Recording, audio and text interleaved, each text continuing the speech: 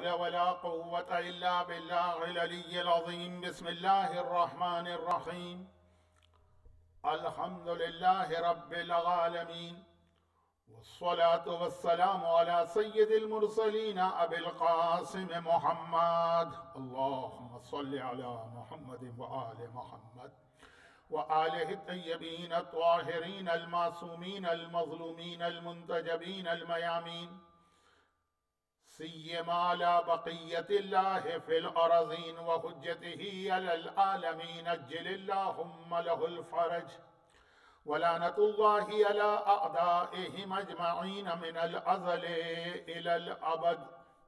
أما بعد، فقد قال الله عز وجل في كتابه المبين وفرقانه المتين وقرآنه المجيد وقوله الحق. بسم الله الرحمن الرحيم. لا يحب الله الجهر بالسوء من القول إلا من ظلم. وقال: ومن قتل مظلوما فقد جعلنا لوليه سلطانا.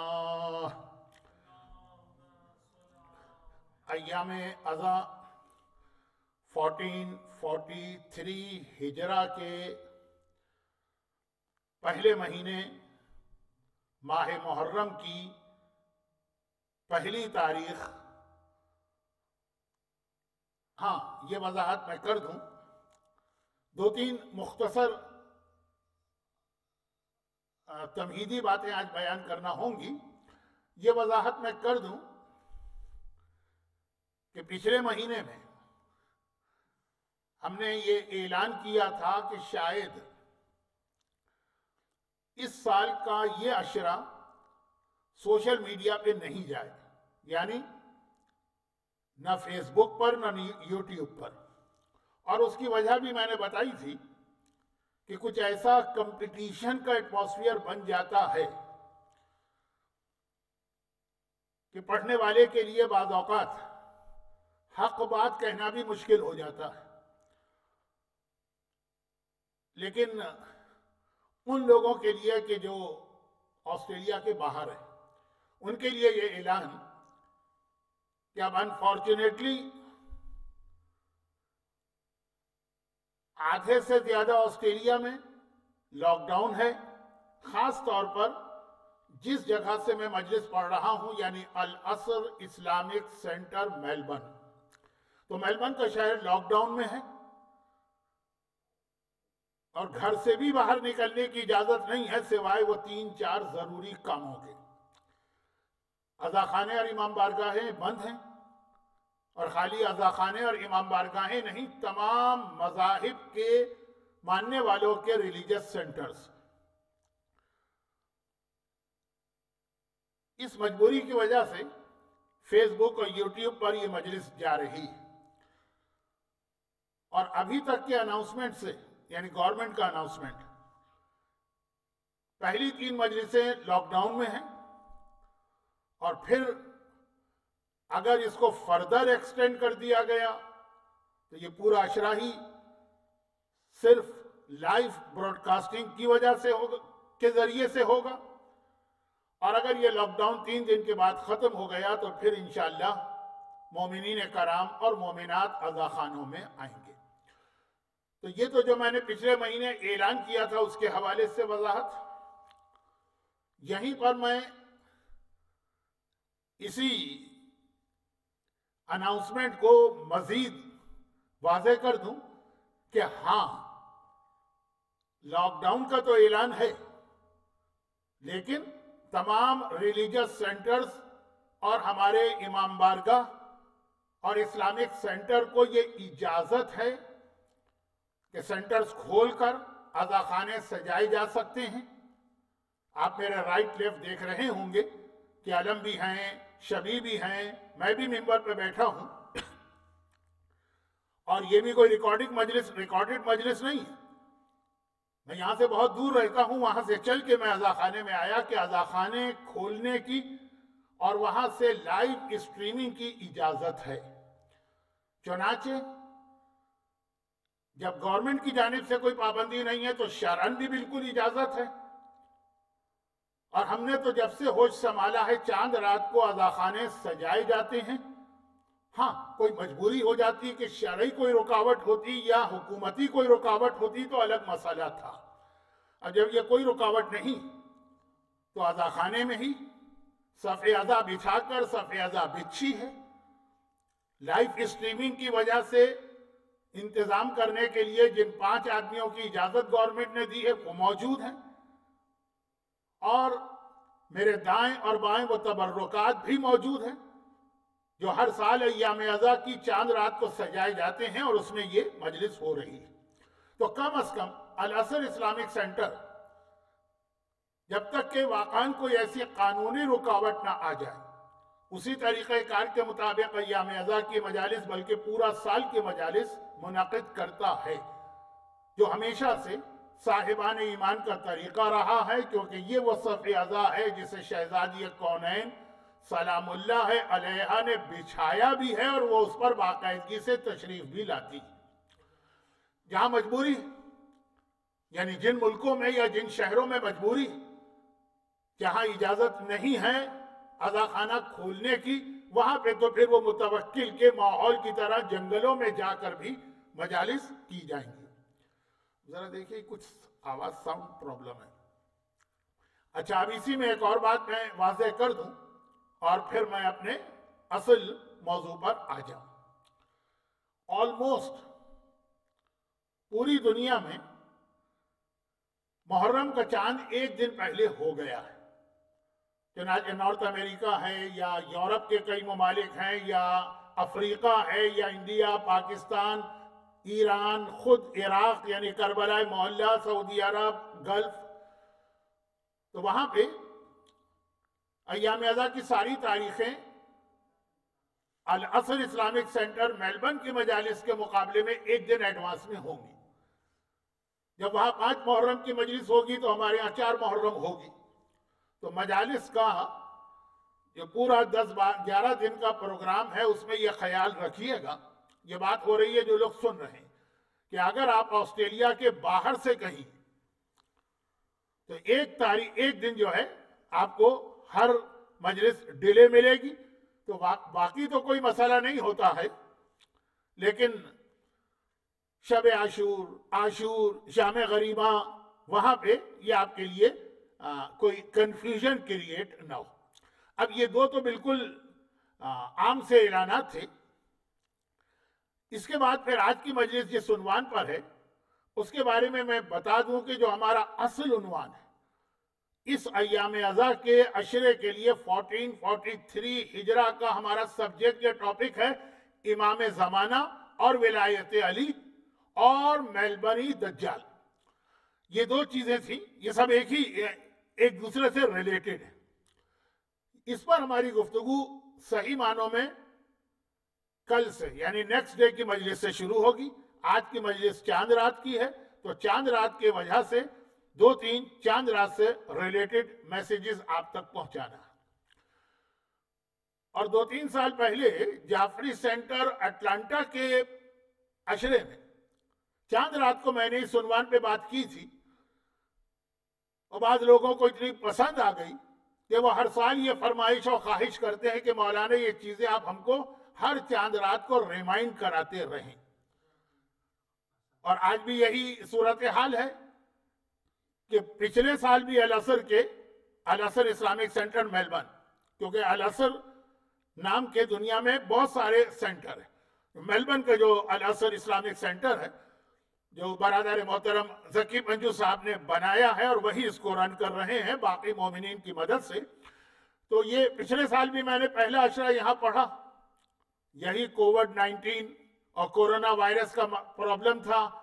ہم آسٹریلیا والے آسٹریلیا سے باہر جا ہی نہیں سکتے، تو وہاں بھی یہ باتیں بیان کی تھی میں نے.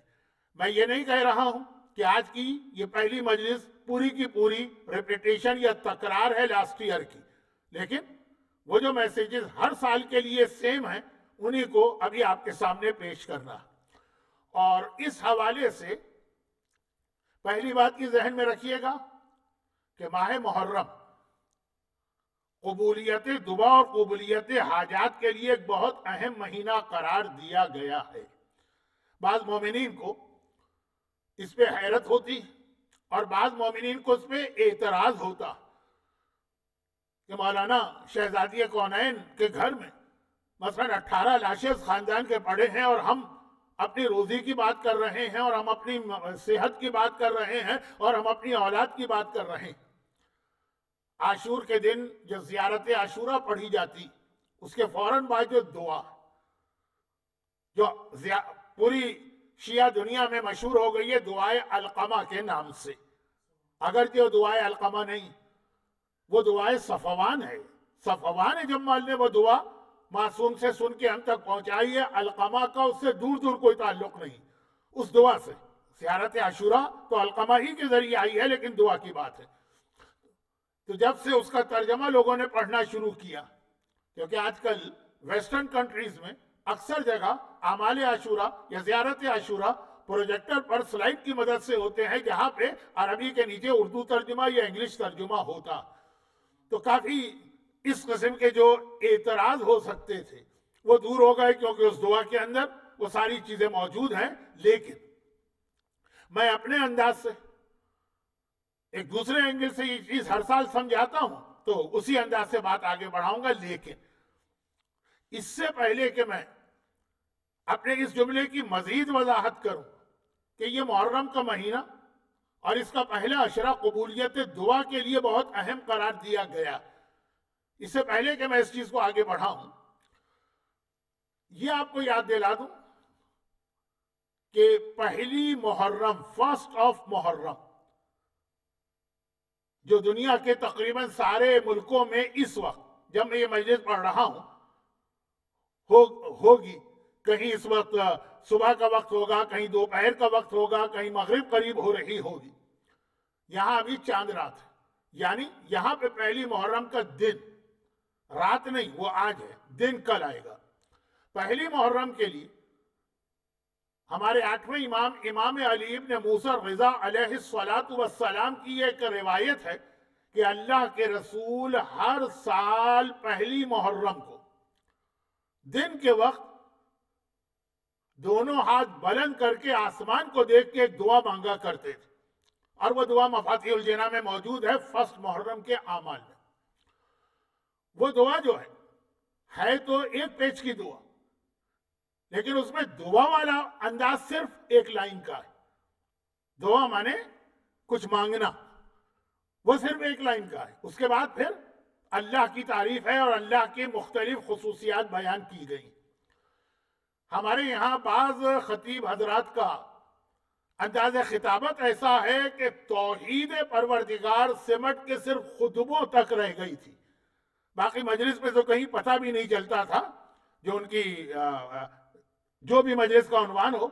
اب خطبوں میں سے بھی توحید پروردگار ختم ہوتی جا رہی ہے، لیکن یہ ایک بہت ہی سینسیٹیو ایشو ہے جو آج چھیڑنا مناسب نہیں. پوری دعا پروردگار کی توحید جو اللہ کے رسول ہر سال فرسٹ آف محرم کو دن کے وقت مانگا کرتے تھے. لیکن جیسا کہ میں نے کہا اس میں دعا مانے ٹو آسک سم تھنگ، وہ صرف ایک لائن ہے. اس کے بعد دیکھ لیجئے پھر اللہ کی تعریف ہے کہ تو سب سے بڑا ہے، تو لوگوں کی آوازیں سننے والا ہے، تو حاجتیں پوری کرنے والا ہے، تیرا کوئی شریک نہیں. اور پھر ایک آخری لائن ہے جو میرا اس عشرے کا سبجیکٹ بن رہا. دو چیزیں. اب دعا شروع کہاں سے ہوتی ہے؟ صرف ایک لائن. یہ پہلی محرم کی دعا جو میں ریکویسٹ کروں گا کہ آپ اگر پڑھ سکے تو پڑھیں، ورنہ جو دعا کی سمری ہے پہلی لائن وہ کم از کم اپنے الفاظ میں اپنے ذہن میں بٹھا لیجیے. اللہم انت الالہ القدیم وہذہ سنۃ جدیدہ. اے خدا تو قدیم معبود، یعنی تو ہمیشہ سے. اس کائنات کی سب سے پرانی چیز کون ہے؟ اللہ. یہ لفظ بھی میں نے غلط کہا، کائنات تو کہتے ہی اسے جو کریٹ کی گئی ہو. اللہ تو کریٹر ہے، کریچر نہیں. لیکن الہ القدیم، تو قدیم خدا ہمیشہ سے ہے. اور وَهَذِهِ سَنَةٌ جَدِيدَةٌ، اور آج یہ چاند رات آ گئی ہے، یہ پہلی محرم کے دن کی دعا، اور یہ نیا سال ہے، نیو ایئر. اب یہ نیو ایئر کو جس طرح سے بعض دشمنان اہل بیت سیلیبریٹ کرنے لگے ہیں وہ بھی ایک موضوع ہے، لیکن میں نے اپنی اس سے پہلے کی اسپیچ میں جو غدیر کے دن تھی یہ عرض کیا تھا کہ جو عنوان پر باقی علماء گفتگو کرتے ہیں بہت اہم ہے، لیکن جہاں ان کی گفتگو ختم ہوتی ہے اس کے آگے میرا سبجیکٹ شروع ہوتا. تو نیو ایئر کو سیلیبریٹ کرنا، نیو ایئر کو سیلیبریٹ کرنا، اس کے اوپر دشمنان اہل بیت کی پہلی پہچان، اس میں بہت باتیں ہوتی، یوٹیوب پہ کلپ بھرے پڑے، لیکن پہلی محرم ہے تو نیو ایئر، سنۃ جدیدہ. اے خدا تو قدیم اللہ، انت الہ القدیم، تو قدیم یعنی ہمیشہ سے رہنے والا اللہ ہے، مگر یہ سال تو آ جا رہا ہے، یہ سال تو آ جایا ہے، یہ نیا ہے، جدید نیا ہے، نیو ایئر. تو اب کیا ہے یہ نیو؟ اسألوکا، میں تجھ سے سوال کر رہا ہوں، مانگ رہا ہوں 3 باتیں. یہ پورے سال کے لیے 3 باتیں آج آپ پہلی محرم کو مانگ رہے ہیں، یہ کہہ کر کہ یہ نیا سال ہے.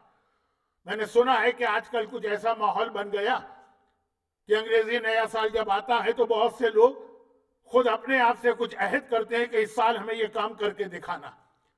ٹائم میرے پاس نہیں ہے، بہت ساری باتیں ہیں، چھوڑیے. 3 باتیں مانگی گئی ہیں اس پہلی دعا میں جو آپ کو مفاتیح الجنان میں کل ملے گی، یعنی مفاتیح میں آج ہے لیکن آپ کل پڑھیں گے.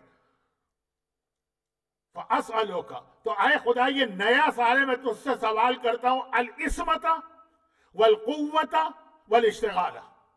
3 چیزیں مانگ رہا ہوں. اچھا یہ میں نے شارٹ کر دیا ہے. نمبر 1 پروٹیکشن، نمبر 2 ایک طاقت، ایک پاور، اور نمبر 3 اشتغال، جس کی انگریزی مجھ کو نہیں آتی. اب وہ اصل جملہ کیا ہے؟ اللہم انت الالہ القدیم وہذہ سنۃ جدیدہ اسألوک، میں تجھ سے مانگتا ہوں اس سال، پورے سال آپ کیا اللہ سے مانگ رہے ہیں؟ العصمت من الشیطان، مجھے پروٹیکٹ کر لے شیطان سے، مجھے بچا لے شیطان سے، مجھے محفوظ کر لے شیطان سے. یہ آپ کی وہ دعا ہے جو پہلی محرم کو مانگی گئی ہے اگلے پہلی محرم تک کے لیے. پیغمبر اسلام کی دعا، اور 8ویں امام نے ہم تک پہنچائی ہے. 8ویں امام کربلا کے بعد ہیں. پہلی یعنی محرم کی کچھ چیزیں ایسی جو پیغمبر کے زمانے میں تھی، کربلا کے بعد پھر اس کو ختم کیا گیا، لیکن یہ دعا تو 8ویں امام نے ہم تک پہنچائی ہے. تو شیطان سے پورا سال تحفظ یہ آج پہلی محرم کو آپ کو مانگنا ہے. والقوت علی النفس الامارۃ بالسوء، یہاں پہ ایک بہت پرانے سوال کا جواب بھی آ رہا ہے لیکن تفصیل کے ساتھ نہیں، ٹائم نہیں. اور وہ یہ ہے کہ ہمیں تو شیطان مس گائیڈ کرتا ہے، گمراہ کرتا ہے. شیطان کو کس نے گمراہ کیا؟ بھئی ہمیں تو شیطان بہکا دیتا ہے نا، ہم اپنے ہر گناہ کی ذمہ داری شیطان پہ ڈال دیتے ہیں. تو مگر شیطان نے جو گناہ کیا اس کو کس نے بہکایا؟ وہ اصل دوسری چیز جو 13ویں پارے کی پہلی آیت ہے. اب میں صرف ریفرنس دے رہا ہوں، آیت بھی نہیں پڑھ رہا، کیونکہ ابھی تو اتنی ساری باتیں مجھے کہنا ہے کہ میں کنفیوز ہو گیا ہوں. تو کہا کہ اے خدا میں تجھ سے مانگتا ہوں، نمبر 1 پروٹیکشن فرام شیطان، نمبر 2 والقوہ، اور مجھے وہ طاقت عطا فرما، وہ قوت عطا فرما، وہ پاور عطا فرما. انسان طاقت کیوں مانگتا ہے؟ کسی کے اگینسٹ نا، کافروں کے خلاف، منافقوں کے خلاف، دشمنان اہل بیت کے خلاف نہیں. کہا مجھے طاقت عطا فرما علی النفس، اپنے خلاف. ہر انسان کے اندر ایک نفس ہے جس کا انگریزی صحیح لفظ تو مجھے پتہ نہیں چلا، سول کہا جاتا ہے، شاید روح کو اسپرٹ کہا جاتا ہو. تو سول، جو میرے اندر ایک نفس ہے. کون سا نفس؟ الامارۃ بالسوء، جو گناہوں پر مجھے ابھارتا ہے، انکریج کرتا ہے، جو مجھ سے گناہ کراتا. شیطان نہیں، اصل تو ہمارے اندر وہ چیز ہے جو ہم سے گناہ کرواتی. تو اے خدا مجھے اتنی پاور عطا فرما کہ میں اپنے آپ سے جنگ کر سکوں. یہ وہی ہے جسے روایتوں میں جہاد اکبر کہا گیا ہے. حضرت امام خمینی کی کلاسیکل بک 14 حدیث کی پہلی حدیث. تو کہا یہ طاقت مانگی اپنے آپ سے لڑنے کی. جتنے گناہ اسی لیے تو ہوتے ہیں نا. شراب پینے کو من چاہتا، جس کو گجراتی یا ہندی میں من کہتے ہیں، اردو میں محاورہ دل چاہتا. اس کے خلاف مجھے طاقت عطا فرما. اس کے خلاف کوئی اور آپ کی مدد نہیں کرے گا، آپ کو خود اس کے خلاف جنگ کرنا ہے. یہ طاقت آپ مانگ رہے ہیں اپنے من کے خلاف جو گناہ کی طرف لے جاتا ہے. والاشتغال میں یقربنی، اور ہر اس کام کی توفیق عطا فرما جو مجھے تجھ سے قریب کر دے. یعنی پورا سال آپ کا ٹارگٹ ہو اللہ سے کیسے کلوز ہوتے ہیں، دوستوں سے نہیں، رشتہ داروں سے نہیں، بیوی سے نہیں، بچوں سے نہیں، اللہ سے قریب ہونا. یہ 3 چیزیں مانگی گئی. یہ وہ دعا ہے جس کے اوپر میں 1 گھنٹہ پڑھ سکتا ہوں. تینوں بہت اہم چیزیں ہیں، لیکن کیونکہ یہ کل دعا پڑھنا ہے آسٹریلیا والوں کو، جہاں پہ 1 محرم کا ڈے کل ہے. باقی دنیا کے لوگ اگر یہ سن رہے ہیں تو یہ دعا وہ پڑھ چکے ہوں گے، ورنہ میری مجلس کے بعد بھی پڑھ سکتے ہیں. تو یہ ہاذہ سنۃ جدیدہ، آئے خدا یہ نیو ایئر. تو نیو ایئر میں ہم نے مانگا، کیا مانگا؟ شیطان سے بچنا، اپنے نفس کے خلاف طاقت، اور ہر وہ کام کی توفیق جو ہمیں اللہ کے قریب کر دے. پھر اس کے بعد پھر اللہ کی توحید بیان کی گئی ہے کہ اللہ ہے کون. اور پھر آخری لائن آتی، اختتام کہاں پہ دعا کا، وہ بھی بہت اہم. ربنا لا تزغ قلوبنا بعد اذ ہدیتنا وہب لنا من لدنک رحمہ انک انت الوہاب. پہلے دن کی، سال کے پہلے دن کی دعا ہے نیو ایئر کی کہ اے خدا ہمیں مرتے دم تک ہدایت پہ باقی رکھ. یہ ہے امام زمانہ کا موضوع. جب ظہور امام کے بعد اس دعا کی سب سے زیادہ ضرورت پڑے گی. اور اگر میں ایک جملہ اور کہہ دوں، اور امام زمانہ سے پہلے اس دعا کی سب سے زیادہ ضرورت کب تھی؟ عاشور کے دن. کون سا عاشور؟ 61 ہجری کا، جب حسین کربلا میں تھے. ایک تو یہ وقت تھا جہاں ایمان کا پروٹیکشن چاہیے تھا. کتنے لوگوں کے قدم سلپ ہو گئے تھے اس وقت، کتنے اچھے اچھے مومن بہک گئے تھے. اور یا اس کی ضرورت پڑے گی جب زمانے کا امام آئے گا. تو یہ دعا ہمیں بتا رہی کہ محرم کی پہلی تاریخ نیو ایئر ہمیں میسج کیا دے رہا پورے سال کے لیے. میں نے کہا نا کہ اس پہ پوری مجلس ہو سکتی ہے، لیکن آلریڈی بہت زیادہ وقت گزر گیا. اور یہیں پر دوسری بہت اہم بات، میں اکثر ایک جملہ اپنی مجلسوں میں کہتا رہتا ہوں، کیونکہ ہمارے یہاں شہزادی کونین کا قصیدہ بہت مشہور ہو گیا، کتنی سخی ہے تو فاطمہ. اور میں نے یہ عرض بھی کیا تھا کہ شاعری کے اندر بعض اوقات کچھ لفظ ایسے استعمال کرنا پڑتے ہیں جو صرف قافیے کی وجہ سے استعمال کیے جاتے ہیں. شاید شاعر کو بھی پتا ہو کہ یہ لفظ یہاں صحیح نہیں ہے، لیکن مجبوری ہوتی ہے. شاعری کی مجبوریاں الگ ہیں، وہ ایک الگ سبجیکٹ بھی ہے. تو میں اکثر یہاں پہ کہتا ہوں کہ فاطمہ سخی نہیں. بہت مشہور ایک حدیث بھی ہے، اور ممبر سے پڑھی بھی بہت جاتی تھی ایک زمانے میں، کہ انسانوں کی 2 قسمیں ہیں، ایک دینے والا اور ایک نہ دینے والا. لیکن پھر دینے والوں کی بھی 2 قسمیں، ایک کو کہتے ہیں سخی، ایک کو کہتے ہیں کریم. اہل بیت سخی نہیں، کریم. سخی کہتے ہیں جو خود بھی استعمال کرے اللہ کی نعمتیں اور دوسروں کو بھی شیئر کرائے، خود بھی استعمال کرے. اور کریم کہتے ہیں جو خود کچھ استعمال نہ کرے، جو اس کے پاس ہے وہ سب دوسروں کو دے دے. اور اس کے اگینسٹ نیگیٹو وے میں بھی 2 قسمیں ہیں. ایک ہے بخیل، جو خود سب کچھ کھاتا پیتا ہے لیکن کسی کو دینے کو تیار نہیں. اور ایک ہے لئیم، جو خود بھی کھانے کو تیار نہیں ہے، ساری زندگی فاقے کر کے چلا گیا دنیا سے، بعد میں پتا چلا اس کے پاس تو اتنی دولت تھی اور دوسروں کو بھی نہیں دے سکتا، نہیں دیتا. اب اس کی تشریح کی ضرورت نہیں. اہل بیت سخی نہیں، اہل بیت کریم ہے. یعنی اہل بیت خود کچھ استعمال نہیں کرتے، جو کچھ ہے وہ ہمیں اور آپ کو. اور ہمیں اور آپ سے مطلب خالی مومن نہیں ہے، ان کا دسترخوان اللہ کی طرح سے مومن اور کافر، منافق اور دشمن اور چاہنے والے سب کے لیے حاضر ہے. وہ کریم. اور قرآن کریم میں کئی جگہ پہ اہل بیت کی یہ خصوصیت بیان ہے. وَيُؤْثِرُونَ عَلَىٰ أَنفُسِهِمْ وَلَوْ كَانَ بِهِمْ خَصَاصَةٌ، سورہ حدید، سورہ حشر. وہ لوگ خود پریشانی میں ہوتے ہیں لیکن پھر بھی اپنے آپ پہ ترجیح دیتے ہیں دوسروں کو. یا سورہ دہر، هَلْ أَتَىٰ عَلَى الْإِنسَانِ حِینٌ مِّنَ الدَّهْرِ. معصوم کی ایک حدیث ہے، کیونکہ چاند رات کے حوالے سے کچھ اعمال بتا رہا تھا تو ضمناً یہ چیز ذہن میں آ گئی. ایک جملے کی حدیث کہ اگر کوئی دن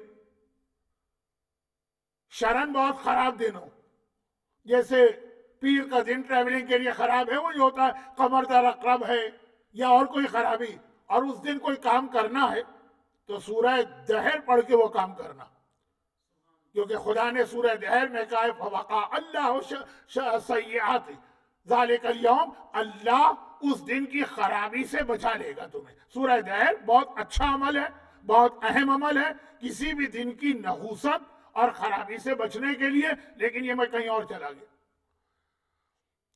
اب واپس آتا ہوں، یہ آیت میں نے جلدی میں ذرا غلط پڑھ لی، لیکن اس کو ٹھیک کرنے کا وقت نہیں۔ اب آئیے اصل جو بات میں کہہ رہا تھا وہ یہ سورہ دہر میں وَيُطْعِمُونَ الطَّعَامَ عَلَىٰ حُبِّهِ مِسْكِينًا وَيَتِيمًا وَأَسِيرًا، یہ اہل بیت کی خاصیت ہے نا، یہ ہے کریم۔ عَلَىٰ حُبِّهِ، یہ ضمیر کا مرجع کیا ہے؟ اللہ ہے کہ طعام ہے؟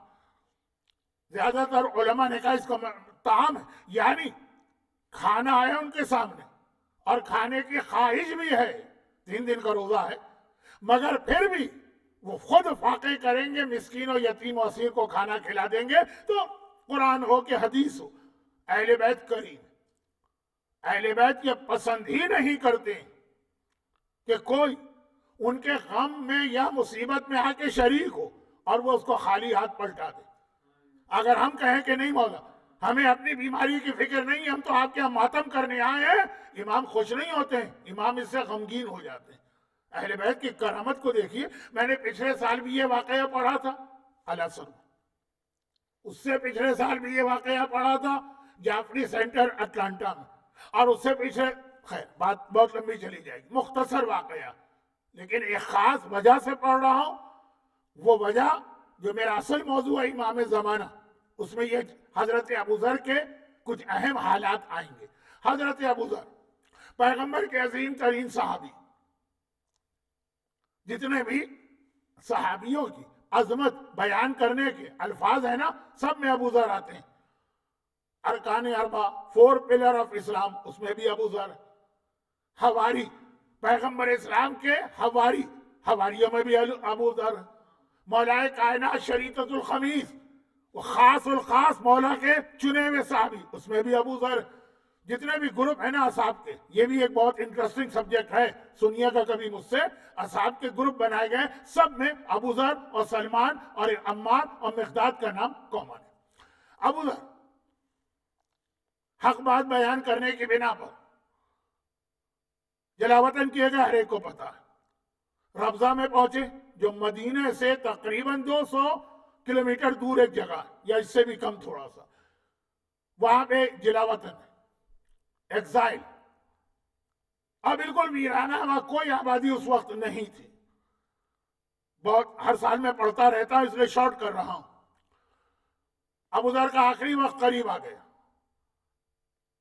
گرچہ ابو ذر جب ایگزائل پہ بھیجے گئے تو فیملی سے 3 ممبرز کو لے کے آئے، 3 ہی ممبرز تھے، ایک ان کی بیوی، ابو ذر بوڑھے ہیں تو بیوی بھی بوڑھی، ایک جوان بیٹا اور ایک بچی، بہت چھوٹی نہیں ہے لیکن بڑی بھی نہیں ہے۔ بیٹا تو ابو ذر کے سامنے وہیں مر گیا، اسی کا واقعہ ظہور امام کے لیے ایک میسج ہے، تو وہ بات کی تقریر۔ اب ابو ذر، ضعیف یا بوڑھی بیوی اور ایک بچی، ابو ذر کا آخری وقت قریب آ گیا۔ بیوی رونے لگی اور کہا کہ اے ابا ذر، موت تو ایک حقیقت ہے نا، اس سے تو کوئی نہیں بچ سکتا، اگر تم مر گئے تو ہم تمہیں کیسے دفن کریں گے؟ یہ پتھر والی زمین ہے، زمین کھودنا جوان آدمی کے لیے بھی مشکل ہے، اور وہ تو اپنی آنکھوں دیکھی بات بتا رہی ہیں، چند ہی دن پہلے تو ان کا بیٹا مرا تھا اور یہیں دفن کیا گیا تھا، کیا گزرے گی ہم پر؟ ابو ذر نے کہا گھبراؤ نہیں، میرے دفن کرنے والے آ جائیں گے۔ کہاں سے آئیں گے؟ کہا کہ مجھے یاد ہے کہ ایک دن رسول خدا، میں اور 4-5 اور صحابی بیٹھے تھے، رسول نے ہم سب کو دیکھ کر کہا کہ تم میں سے ایک صحابی جنگل میں، ڈیزرٹ میں اس حالت میں مرے گا کہ کوئی اسے دفن کرنے والا نہ ہوگا، تب اللہ ایک جماعت کو بھیجے گا جو اس کے غسل و کفن کی ذمہ داری پوری کرے گا۔ اے میری بیوی، اس گروپ میں جتنے صحابی تھے نا، وہ سب ایک ایک کر کے مدینے میں انتقال کر چکے ہیں، تو اب میں اکیلا بچا ہوں جو جنگل میں بیٹھا ہوں، تو پیغمبر کا آخری جملہ تھا کہ اللہ ایک گروپ کو بھیجے گا، تم ایسا کرنا جب میں مر جاؤں تو تم، بلکہ مرنے سے پہلے ہی کہا جب آخری سانسیں تھی، آخری سانسیں، کہ تم جا کے سڑک پر بیٹھ جاؤ اور وہاں پہ انتظار کرو، جو نظر آئے اس سے کہنا آ کے مجھے دفن کرے۔ بیوہ، ابھی تو بیوہ نہیں ہوئی ہیں لیکن جو بیوہ ہونے والی ہیں وہ بوڑھی بیوی آنسو بہاتی ہوئی باہر نکلی۔ ابو ذر نے اپنی بچی کو بلایا اور کہا کہ بیٹی، ہمارا گزر بسر ایک بکری پہ ہوتا تھا، اسے ذبح کرو اور فوراً اس کا گوشت پکنے کے لیے چولہے پہ چڑھا دو، اور جب وہ لوگ آئیں جو مجھے دفن کرنے والے، تو مجھے دفن کرنے سے جب وہ فارغ ہو تو ان سے کہنا کہ ابو ذر نے تمہیں قسم دی ہے کہ پہلے ہمارے مہمان بن کے یہ کھانا کھاؤ، اس کے بعد یہاں سے جانا۔ پچھلے سال ذرا ترتیب میں نے بدل دی تھی کہ پہلے ابو ذر نے کھانا کھلایا، کہا پھر دفن کرنا نہیں، میں نے جب دوبارہ دیکھا، یہ طبقات ابن سعد کی روایت بھی ہے، تاریخ طبری میں بھی ہے، کامل ابن اسیر میں بھی ہے، اور ایک اشارہ مسند احمد ابن حنبل میں بھی ہے۔ خیر، تو پتہ چلا کہ نہیں، وہ بہت پہلے میں نے 40 سال پہلے کتاب پڑھی تھی نا، تو ترتیب یہ تھی کہ پہلے وہ میرا غسل کفن کریں اور اس کے بعد کھانا، کیونکہ میت کو جلد از جلد دفن کرنے کی بھی تو تاکید ہے نا۔ اب وہ بوڑھی ضعیف عورت سڑک پہ بیٹھی، یہاں بیٹی بکری ذبح کی، گوشت چڑھا دیا پکنے کے لیے، اور ادھر بیوہ عورت نے دیکھا وہ پریشان ہے کہ اس سڑک پہ اس وقت کون آئے گا، کیوں؟ یہ سڑک تھی جو مکے جاتی تھی اور حج کی تاریخ ایک دن رہ گیا، سارے قافلے جا چکے ہیں، اب اس سڑک پہ کوئی نہیں آتا جاتا، سڑک سنسان ہے۔ ایک آخری قافلہ جو تھوڑی دیر سے نکلا تھا اور ان کو بہت جلدی تھی حج پر جانے کی، وہ تیزی سے گھوڑے دوڑاتے گزر رہے، ہاتھ بڑھا کے ان کو روکا، وہ رکے، یہ دیکھا کہ ایک بوڑھی عورت سڑک پہ بیٹھی ہے تو پیغمبر کا صحابی تو ان کو اگنور کر کے آگے نہیں بڑھے گا، منافقوں کی بات الگ ہے، رک گئے، کہا کہ ہمیں بہت جلدی ہے لیکن تم یہاں کیوں بیٹھی ہو؟ کہا کہ ایک غریب، ایک بے کس، ایک مظلوم، ایک تنہا، ایک مسافر، وہ مر گیا، اس کے غسل و کفن کی بات۔ کہا کون؟ جواب دیا ابو ذر، چیخیں نکل گئی، گویا بجلی گر پڑی اس پورے قافلے پہ، پیغمبر کا صحابی ابو ذر، اتنا عظیم صحابی ابو ذر، اور اس طرح تم سڑک پہ بیٹھے ہوئے لوگوں سے بھیک مانگ رہی ہو۔ ارے سب روتے ہوئے اترے، اس میں عبداللہ ابن مسعود تھے، پیغمبر کے ایک بہت اہم صحابی، اور مالک اشتر تھے جن کا زیادہ تذکر آتا ہے مولا کے زمانے میں، لیکن اس سے پہلے مالک اشتر کا تعارف، روتے ہوئے گئے، جلدی سے غسل و کفن دیا، اور اس کے بعد جب یہ حج پہ جانے کی جلدی، چلنے لگے، بچی نے روک لیا، کہا میرے بابا نے قسم دی کہ جو مجھے غسل و کفن دینے آئے ان سے کہنا ابو ذر کا مہمان بنو، ابو ذر کے گھر کھانا کھاؤ اور اس کے بعد یہاں سے جانا۔ آنکھوں میں آنسو آ گئے، کیوں؟ اس لیے کہ ابو ذر کے پاس کفن بھی نہیں تھا۔ آج عالی شان محلات میں رہنے والے مومنین ابو ذر کے نام لے کر واقعاً احترام میں سر جھکانے والے مومنین، ابو ذر کے پاس ایک کفن بھی نہ تھا، ابو ذر کو ان لوگوں نے چندے میں ایک کفن مہیا کر کے دیا، ابو ذر جیسا صحابی۔ لیکن بات بہت پھیل رہی ہے، اور یہ پھر یہاں سے جب یہ سنا تو کھانا کھایا اور اس کے بعد یہاں سے چلے۔ اسی لیے اسلام میں ایک مسئلہ ہے نا کہ میت کے لیے مستحب ہے، خود میت کے لیے، کہ وہ ایک وصیت کر جائے کہ میرے مرنے کے بعد میرے مال سے ان لوگوں کو کھانا کھلایا جائے کہ جو میرے غسل و کفن میں شریک ہوئے۔ ہمارے یہاں بعض جگہوں پہ جماعتوں کا ایسا سسٹم ہے کہ ذمہ داری جماعت لے لیتی، مستحب مرنے والے کے لیے، گناہ نہیں ہے، خرابی نہیں ہے کہ اگر دوسرے اس میں حصہ لے، لیکن اصل جو استحباب ہے، یہ ابو ذر کون؟ یہ ابو ذر اہل بیت کے پاؤں کی خاک کے برابر بھی نہیں۔ جب وہ یہ پیغام دے رہے کہ میری میت ہے لیکن میں یہ چاہتا ہوں کہ جو اس میں شریک ہو رہے ہیں مولا ہی کے غلام ہے نا، مولا کی شان دکھا دو کہ میرے گھر کھانا کھا کے جانا ہوگا۔ اور شاید اگر وہ حکم اسلامی نہ ہوتا کہ میت کو جلد از جلد دفن کرو تو پہلے کھانا کھلواتے پھر اپنی میت کے بارے میں وصیت کرتے۔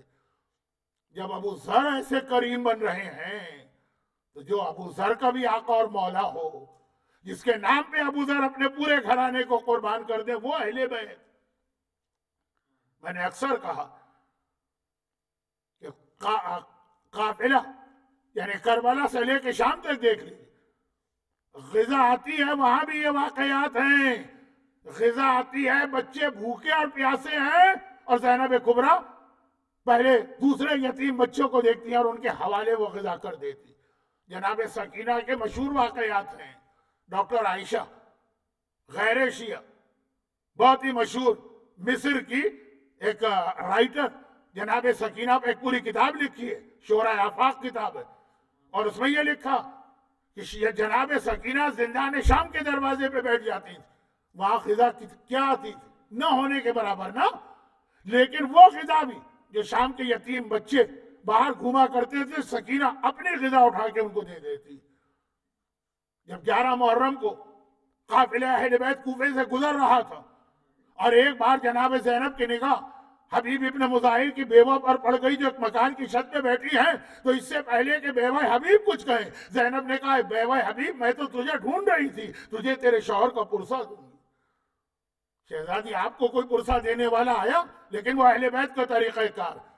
تو اسی ایام محرم میں اور اس کے بھی پہلے اس عشرے میں اہل بیت اطہار اپنے کسی چاہنے والے کو بھوکا نہیں دیکھ سکتے، اپنے کسی چاہنے والے کو بیمار نہیں دیکھ سکتے، اپنے کسی چاہنے والے کو کسی پریشانی میں مبتلا نہیں دیکھ سکتے ہیں۔ تو بڑی تاکید آئی کہ اس پہلے عشرے کے اندر اپنی دعائیں اور حاجتیں بادر ناخواستہ، ہمارا دل نہیں چاہتا، ہمارا دل نہیں چاہتا اپنے لیے کچھ مانگنے کا، لیکن اگر ہم نہ مانگے تو وہ یہ سمجھتے ہیں، اہل بیت یہ سمجھتے ہیں کہ ہم نے ان کے کریم ہونے پہ شک کیا، تو مانگو۔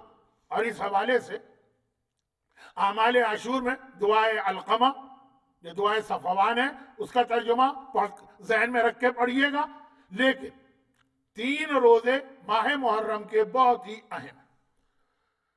ویسے ہی پیغمبر کی ایک حدیث ہے کہ مومن کو ہر مہینے میں 3 روزے رکھ لینا چاہیے، تو وہ صائم الدہر کہلائے گا، یعنی ایسا آدمی جس نے پورے سال روزے رکھے، کیونکہ 3 روزے ثواب کتنا ملے گا؟ ہر روزے کا ثواب 10 ٹائمز، 3 روزوں کا مطلب ہے کہ 30 روزوں کا ثواب ملے۔ آپ نے رجب میں 3 روزے رکھے، پورے مہینے کا ثواب، آپ نے ذوالقعدہ میں 3 روزے رکھے، پورے مہینے کا ثواب، تو ویسے ہی ہر مہینے میں 3 روزے رکھو۔ لیکن محرم کے لیے خاص حکم یہ آیا، یہ خاص حکم کہ اگر محرم میں 3 روزے رکھ لو تو چاہے باقی 11 مہینوں میں نہ رکھ پاؤ روزے رمضان کو چھوڑتے ہوئے، تو یہ 3 روزے 30 روزوں کا ثواب نہیں دلوائیں گے، یہ پورے سال کے روزوں کا ثواب دلوائیں گے۔ یہ 354 ڈیز جو ہوتے ہیں اسلامی سال میں، اتنے روزوں کا ثواب ملے گا۔ مگر یہ بھی کہا کہ خالی روزے کی نیت سے رکھو کہ روزہ رکھ رہے ہیں تب بھی ٹھیک ہے، لیکن ہر روزے کے لیے پھر ایک خاص بات بھی بتائی گئی۔ اب اس میں جو 3 روزے، اچھا پھر ایک حدیث اور بھی ہے کہ اگر کوئی 3 روزے رکھنے کی طاقت نہیں رکھتا تو خالی پہلی محرم کو روزہ رکھ لے، اس کو 360 دنوں کو ثواب مل جائے گا۔ تو اگر کسی کے لیے ممکن نہیں ہے، دنیا کے بعض علاقے ایسے ہیں جہاں اس وقت بہت گرم موسم ہے، یہ آسٹریلیا اور خاص طور پر میلبرن، بہرحال ابھی ٹھنڈا زمانہ ہے، ونٹر چل رہا، حدیث سن لیجئے ونٹر کے لیے بھی پیغمبر نے فرمایا کہ ونٹر کا جو موسم ہے نا، یہ مومن کے لیے ربیع ہے، اس کے لیے بہار ہے، مومن کے لیے اسپرنگ کا مہینہ ہے، ونٹر کا مہینہ۔ کہا کیوں؟ کہا اس لیے کہ اس کے دن چھوٹے ہوتے ہیں، روزہ رکھنا آسان ہے، اور اس کی راتیں بڑی ہوتی ہیں، تو پوری نیند کر کے بھی تم رات میں اٹھ کے نماز شب پڑھ سکتے ہو۔ جب رات لمبی ہوگی نا تو یہی ہوگا کہ آدمی کی نیند پوری ہو گئی، معلوم اب تک رات باقی ہے، اٹھ سکتا ہے، نماز شب ہے، قرآن ہے، دعائیں پڑھ سکتا ہے۔ گرمی میں تو رات ہی اتنی چھوٹی ہوتی کہ اپنی ریگولر نیند بھی پوری نہیں ہوتی، ایک آدھ رات شب قدر آدمی جاگ لے پورا سال۔ تو پیغمبر نے خاص کہا ونٹر کے لیے۔ بہت سے لوگ کہتے ہیں نا بھئی آپ نے ونٹر میں روزہ رکھا تو کیا کمال کیا، رمضان کی بات نہیں ہے، رمضان میں تو یقیناً گرمی کے روزے کا بڑا ثواب ہے، لیکن عام طور پہ یہ کیا کمال کیے۔ بہت سے لوگ اپنے قضا روزے ونٹر میں رکھتے ہیں، بھئی گرمی میں رکھیے روزے، نہیں، پیغمبر نے کہا ونٹر مومن کے لیے اللہ کا ایک گفٹ ہے، نیکیوں کی ایک اسپرنگ ہے مومن کے لیے، راتیں بڑی کر کے اس کو رات کو جاگ کر نمازیں پڑھنے اور قرآن پڑھنے کا موقع ملا۔ اور دن کے وقت روزہ رکھنے کا. تو یہ تو ایک حدیث میں بھی آیا ہے. اور پھر اس سال میلبرن میں ونٹر میں بھی, ابھی ونٹر چل رہا ہے, آخری مرحلوں میں ہے لیکن چل رہا. اب ونٹر کہا کہ ایک روزہ رکھ لو خالی, اگر طاقت نہیں ہے اور ونٹر ہے تو ایک ہی رکھ لو, پورے سال کا ثواب ملے گا. لیکن 3 روزے بہت تاکیدی ہیں ویسے ہی, صرف روزے کی نیت. لیکن ان تینوں روزوں کا ایک الگ الگ بینیفٹ بھی بتایا گیا. البتہ ایک بات میں عرض کر دوں کہ یہ 3 روزوں میں پہلی محرم کا روزہ اور 3 محرم کا روزہ تو کنفرم ہے, یہ 2 روزے. تیسرا روزہ کون سا ہے؟ بعض علماء کہتے ہیں یہ 2 محرم کا ہے, بعض کہتے ہیں یہ 7 محرم کا ہے. اچھا, اب پہلی محرم کا روزہ, اس کی اہمیت کیا ہے؟ قرآن کریم نے حضرت زکریا, اللہ کے ایک بہت اہم نبی جنہیں آرے سے چیرا گیا تھا, 2 ٹکڑے ہوئے تھے, زکریا کی شہادت. ان کا بیٹا یحییٰ بھی شہید ہوا, اور یحییٰ کو کئی روایتوں میں آقا حسین سے شباہت دی گئی ہے, لیکن بات بہت لمبی ہوگی. جناب زکریا 3 جگہ قرآن کریم نے ان کی ایک دعا کوٹ کی, کیونکہ ان کا ایک بہت بڑا پرابلم تھا. وہ اتنی دعا مانگتے تھے اس خاص پرابلم کے لیے کہ ایک جگہ نہیں 3 جگہ یہ آیت آئی, یعنی ان کی دعا آئی ہے اگرچہ الفاظ الگ الگ ہیں. سورہ آل عمران میں آیت نمبر 33, 34 ایسے کچھ اس کا نمبر ہے 30s میں, اور پھر سورہ مریم میں کاف ہا یا عین صاد, وہاں قرآن نے کہا ذکر رحمت ربک عبدہ زکریا اذ نادى ربہ نداء خفیا. کاف ہا یا عین صاد کربلا, کاف ہا یا عین صاد سورہ مریم کی پہلی آیت, کاف سے مطلب کربلا, تو کاف ہا یا عین صاد کربلا, فوراً کا ذکر رحمت ربک عبدہ زکریا, یاد کرو تیرے رب کی وہ خاص رحمت اپنے بندے زکریا پر. اور یہ رحمت کب نازل ہوئی؟ اذ نادى ربہ نداء خفیا, جب اس نے اپنے رب کو لو وائس, نداء خفیہ بہت آہستہ سے پکارا. ہر جگہ چیخنا اور چلانا کام نہیں آتا, یہ خاص وجہ سے کہہ رہا ہوں, یہ 6ٹھی 7ویں مجلس میں بات تفصیل سے آئے گی, یہ لفظ یاد رکھیے. یہاں کا اذ نادى ربہ نداء خفیہ, جب اس نے آہستہ آواز میں اللہ سے دعا کی. اور کیا دعا کی؟ یہاں بھی آئی دوسرا موقع. اور سورہ انبیاء میں, سورہ انبیاء کی آیت اس لیے پڑھ رہا ہوں کہ وہ تو معصوم نے ایک عمل ہمیں اور آپ کو بتایا. اذ نادى ربہ نداء خفیہ, کیا کہا؟ رب لا تذرنی فردا وانت خیر الوارثین, اے خدا میری کوئی اولاد نہیں ہے تو مجھے اکیلا نہ چھوڑ, تو بہترین وارث و مالک ہے, تجھ سے اولاد مانگ رہا ہوں. سورہ انبیاء میں یہ آیت کہاں آئی ہے؟ بہت اہم جگہ آئی, اس سے جسٹ بیفور آیت, جسٹ بیفور. فنادى في الظلمات أن لا إله إلا أنت سبحانك إني كنت من الظالمين فاستجبنا له ونجيناه من الغم وكذلك ننجي المؤمنين وإذا نادى زكريا ربه.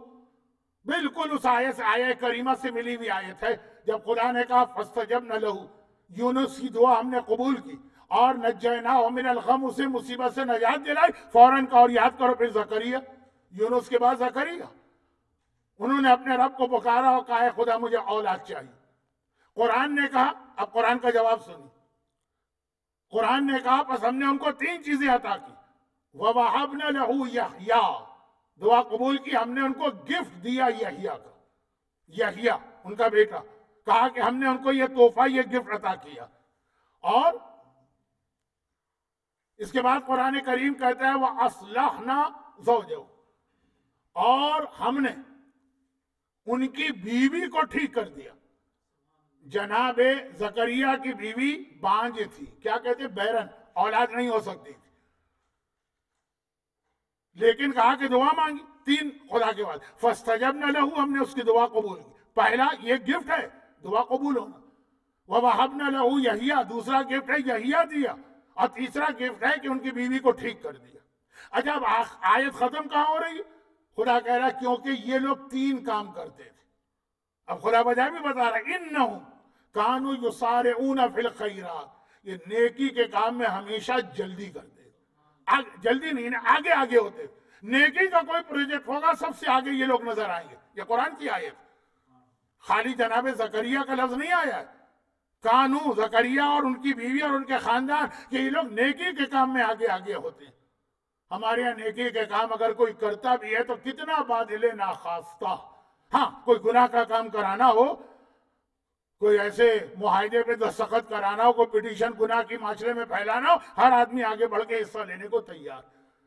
کہا کہ اس خاندان میں 3 خصوصیتیں, یسارعون فی الخیرات, یہ نیکی کے کاموں میں سرعت کرتے تھے, سب سے آگے. جہاں کوئی نیکی کا پروجیکٹ ہے سب سے آگے آپ کو نظر آئیں. اور یہ دعا مسلسل کرتے ہیں رغبن و رہبا, رغبن و رہبا, ہوپ فلی اینڈ فیئرنگ, اللہ سے امید بھی کرتے ہوئے, اللہ سے ڈرتے ہوئے. میں اس لیے کہہ رہا ہوں کہ میلبرن میں آج کل ماحول وہ بنایا جا رہا ہے کہ خوف خدا ہمارے دلوں سے نکالا جا رہا. یہ بھی کہا جا رہا ہے ڈرنے کی کیا ضرورت ہے, کوئی بھی گناہ کر لو, تم تو پکے پکائے سیدھا سیدھا بغیر کسی عذاب کی جنت میں جاؤ گے دھلے دھلائے. تو خوف خدا دلوں سے نکالا جا رہا. جو پہلے ذرا ڈرتا بھی تھا نا, اس کا ڈر ختم کیا جا رہا. تو اب قرآن کہتا ہے کہ زکریا کی دوسری بڑی خصوصیت یہ تھی کہ وہ اپنے رب کو پکارتے ہیں رغبہ, ہوپ فلی, امید ہے ان کو اللہ سے, امید اللہ ہی سے. وہ رہبہ, لیکن ڈرتے بھی ہیں. اعمال کو دیکھتے ہیں تو ڈرتے ہیں, رحمت کو دیکھتے ہیں تو امید ہوتی. اور پھر قرآن نے کہا وَكَانُوا خَاشِعِينَ, اور وہ بہت ہی ہمبل ہیں اللہ کے سامنے, اللہ کی بارگاہ میں ہمبل. تو خیر جناب زکریا میرا موضوع نہیں. امام معصوم سوال کرتے ہیں شبیب سے, کیا شبیب آج پہلی محرم کا دن ہے, یہ بھی 8ویں امام کی بہت مشہور حدیث ہے, آج پہلی محرم کا دن ہے, تم میرے پاس آئے ہو, کیا تم نے روزہ رکھا؟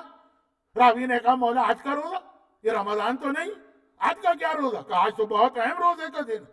یہ جو قرآن نے زکریا کے لیے کہا کہ ہم نے اس کی دعا قبول کی, فاستجبنا لہو, ہم نے اس کی دعا قبول کی, ووہبنا لہو یحییٰ, اس کو بیٹا عطا کیا, واصلحنا زوجہ, اور اس کی بیوی جو میڈیکلی انفٹ تھی اس کو ہم نے ٹھیک کر دیا. پتا ہے کون سی تاریخ کو زکریا نے دعا مانگی؟ پہلی محرم.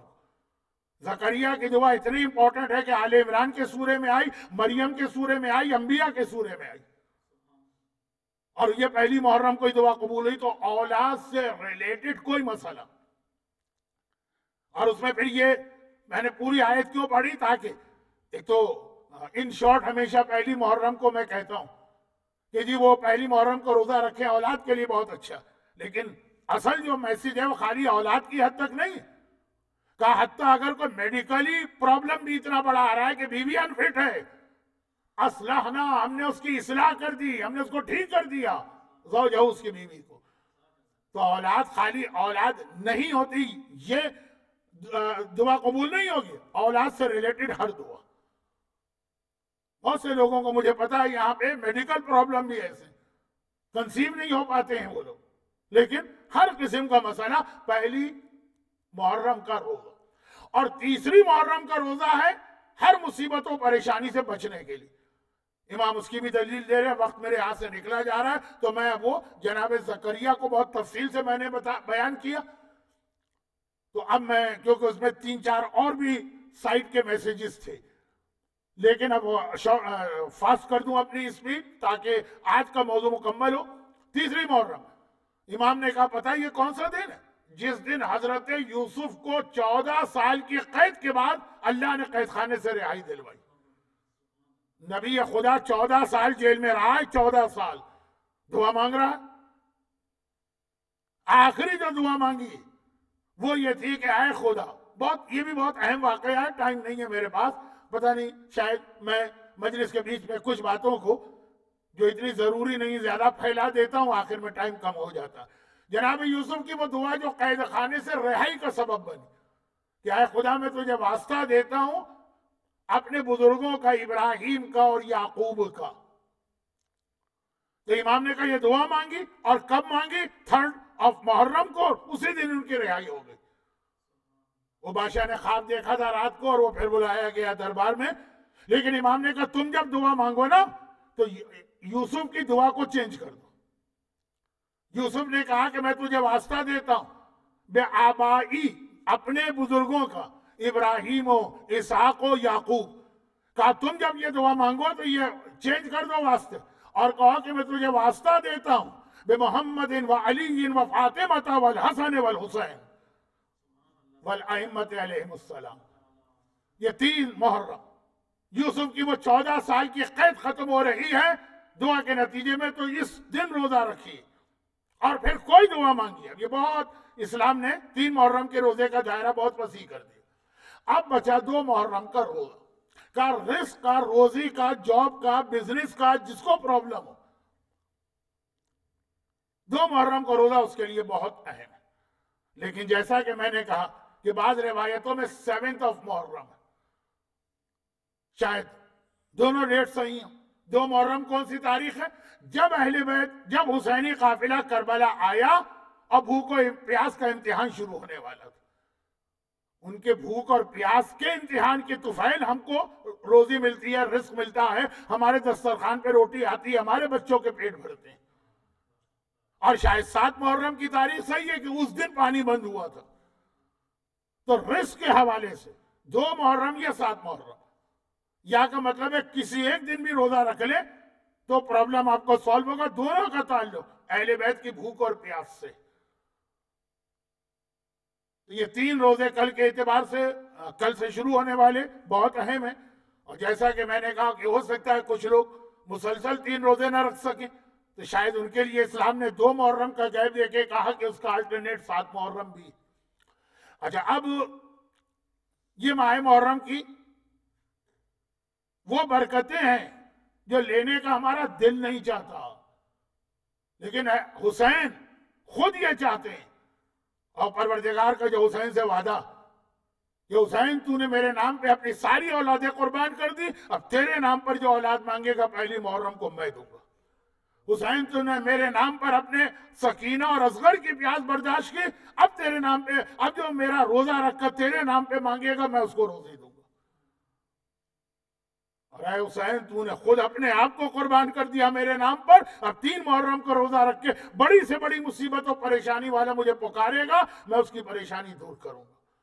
ہمارا دل نہیں چاہتا لیکن حسین خوش ہوتے ہیں اس میں.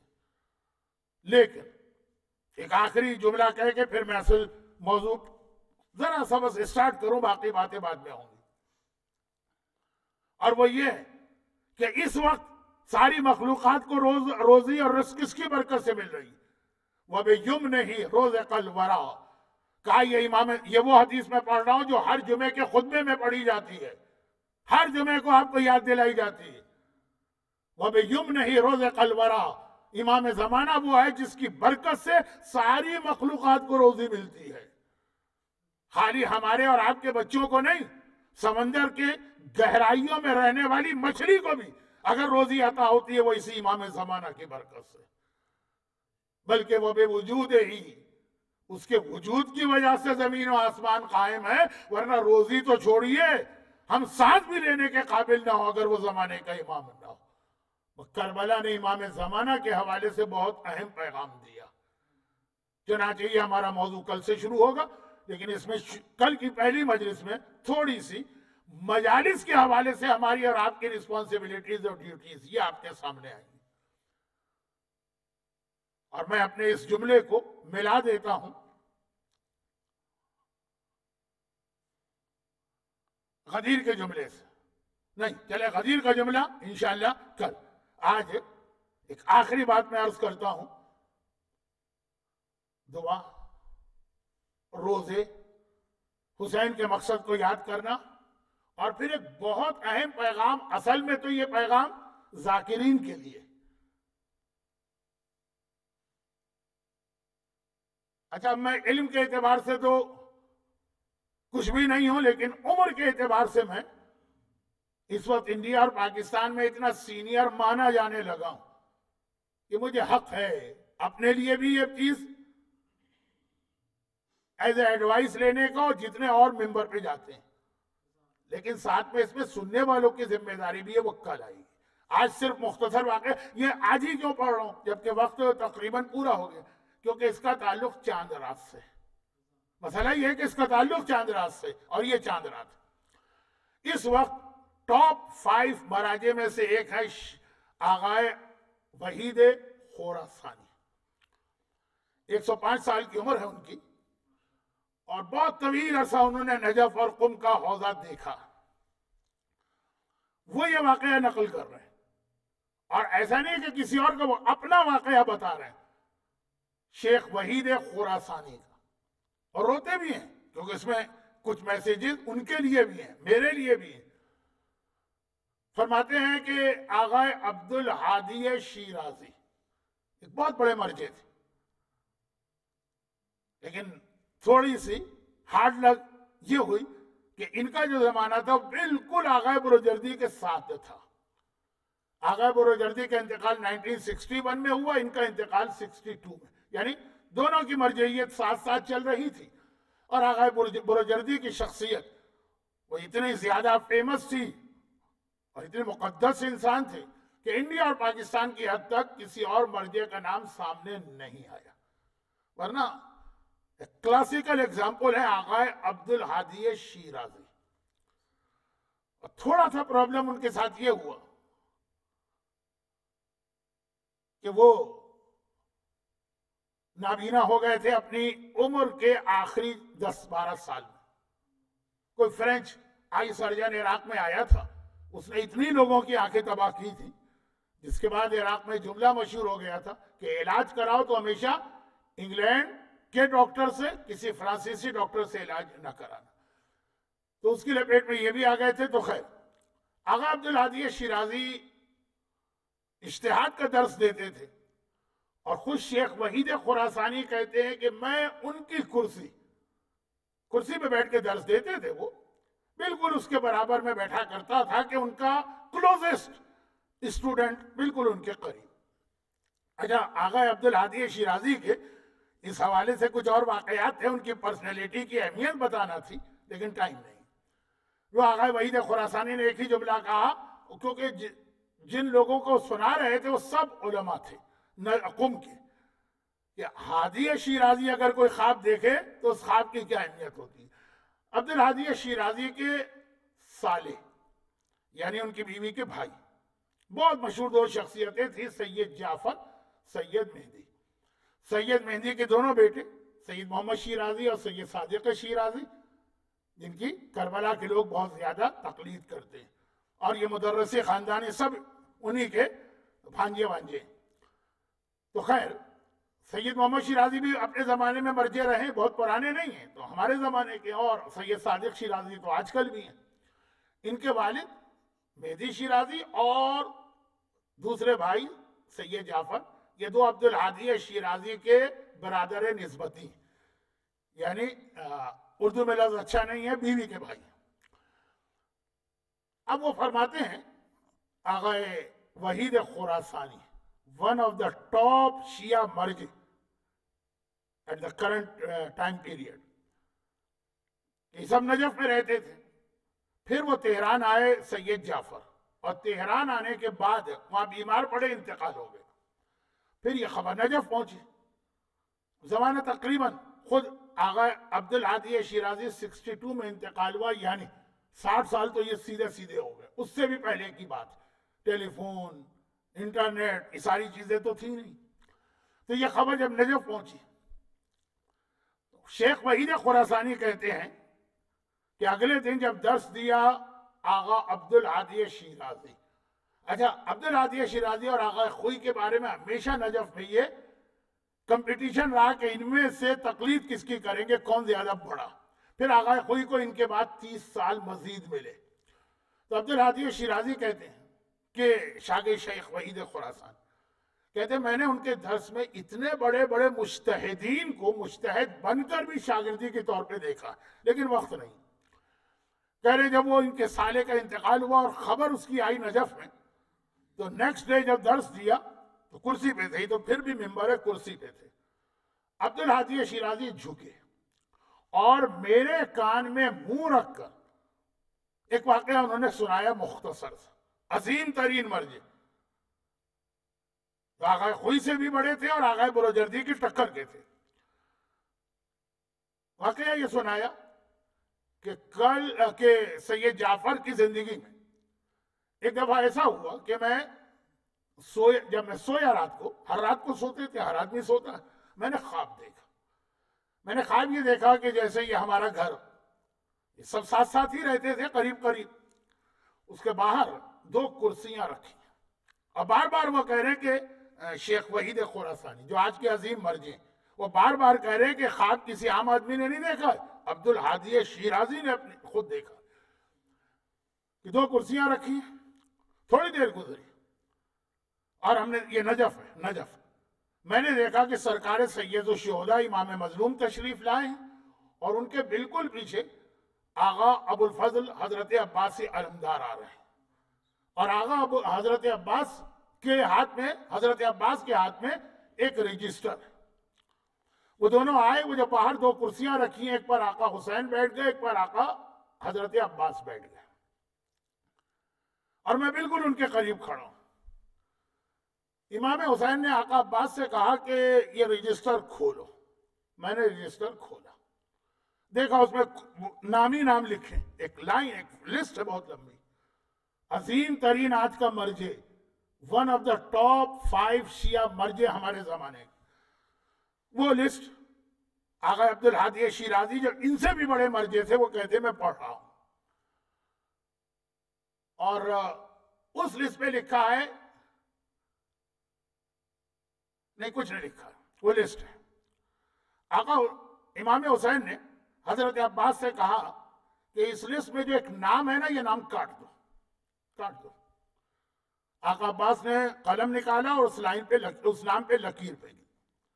اور پھر آقا حسین نے حضرت عباس سے کہا، میں کیسے بتاؤں کہ کتنا عظیم مرجعی واقعہ سنا رہا ہے، اور جس نے یہ خواب دیکھا وہ اس سے بھی کتنا بڑا مرجع کا انعام کاٹ دیا. اب اس کی جگہ سید جعفر کا نام لکھ دو.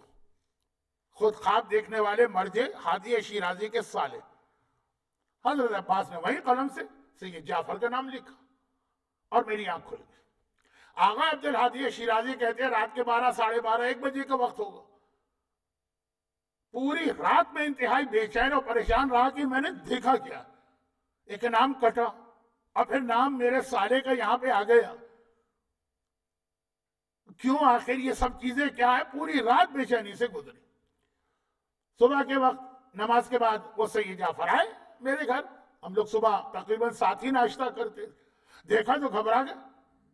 کہا کہ یہ ایسا لگ رہا ہے کہ آپ کی آنکھیں سرخ ہیں، پوری رات آپ جاگے ہیں، طبیعت آپ کی خراب ہے، خیریت تو ہے، علاج وغیرہ تو نہیں؟ کہا نہیں، یہ مسئلہ نہیں. پہلے یہ بتاؤ کہ کل رات کو تم نے کیا کام کیا؟ کہا آخر سوال کا مقصد کیا؟ وہ واقعہ سنائے. وہ سالے بہنوئی جو بہنوئی ہیں وہ تو اتنے عظیم مرجع، پورا واقعہ سنائے. کہا وہ نام کٹا، تمہارا نام لکھا، تم نے کل کوئی ضرور ایک کام کیا. کہا کہ ہاں صرف ایک کام کیا کہ کل جب میں اپنے دستور کے مطابق، نجف میں رہنے والوں کا طریقہ یہ کہ مغربین کی نماز مولا کے حرم میں پڑھتے ہیں، نماز پڑھ کے باہر آئے تو خبر پھیل گئی کہ چاند ہو گیا. چاند رات محرم کی. کہا چاند ہو گیا. انتظار ہوتا ہے نا سورج ڈوبنے کے بعد چاند ہو تو اتنی دیر میں نماز پڑھ لی. نماز پڑھ کے آیا تو نجف میں خبر آ گئی کہ محرم کا چاند نظر آ گیا ہے. آج پہلی رات جو اس وقت میلبرن میں پہلی رات چاند رات ہو گئی ہے. محرم کا مہینہ شروع ہو گیا ہے. اور اب وہ جو کہا کالے علم لگانا ہے اور سیاہ بینر، اس زمانے میں اتنے سارے انتظامات تو ہوتے نہیں تھے. 70 سال پرانی بات. جب میں باہر آ رہا تھا اور چاند کی خبر پھیلی تو میرے ذہن میں ایک حدیث آ گئی. اور میں نے سوچا حدیث کے پہلے حصے پہ تو میں نے زندگی بھر عمل کیا، دوسرے حصے پہ کبھی عمل نہیں کیا. کیونکہ جو ہمارے ہاں بڑے بڑے مجتہدین اور مراجع ہوتے ہیں وہ عام طور پہ مجالس نہیں پڑھتے ہیں. یہ ایک عام طریقہ کار ہے ہمارے یہاں کا. حدیث کیا ہے؟ من بکا علی الحسین او ابکا، جو حسین پہ روئے یا رولائے. میں نے سوچا کہ میں نے اتنا علم دین حاصل کیا، اتنی معلومات میرے پاس، رویا تو میں ساری زندگی. کون مومن ایسا ہے جو اپنی زندگی میں آقا حسین کی صف اعضاء پہ نہ بیٹھا ہو؟ تو ساری زندگی میں رویا ہوں.